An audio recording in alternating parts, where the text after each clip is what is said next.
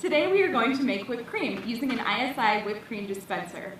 The first thing that you need to know is that there's parts to the whipped cream dispenser that you have to put together correctly to make sure that the whipped cream holds the charge.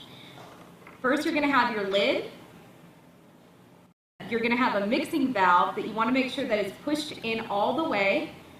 You want to put your tip, screw it on completely so that it holds tightly within the lid. And then you have a washer that's going to go inside.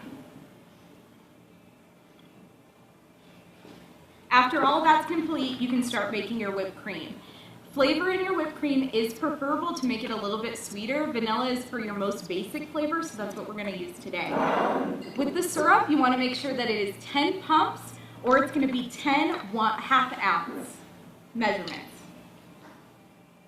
Then you want to make sure to use heavy whipping cream to create your whipped cream. There is a fill line marked right on the bottle for maximum. This is to make your basic fluffy whipped cream. If you are putting this on hot drinks, you want to go a little bit above that fill line to make sure that it's a lot thicker, which makes it so that it does not melt down when you're putting it on a hot beverage.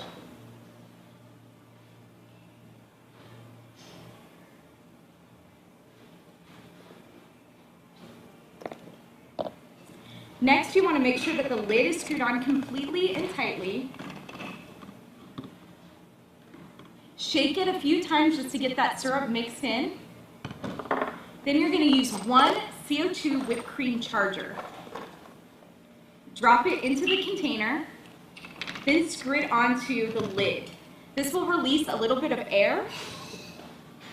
And once it's fully released, go ahead and start shaking it. You want to shake this pretty vigorously until you don't hear the movement of liquid and have it a little bit fluffier or feel a heavier movement going back and forth.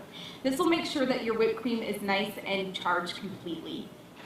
Once your whipped cream is fully shaken up, you do want to test it by spitting out a little bit into either a small cup or into your sink just to make sure that it doesn't shoot out uncontrollably.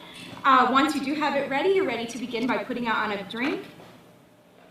Flip it upside down, squeeze gently, and go in a circular motion to get a nice covered top. And now your whipped cream is complete, and so is your drink.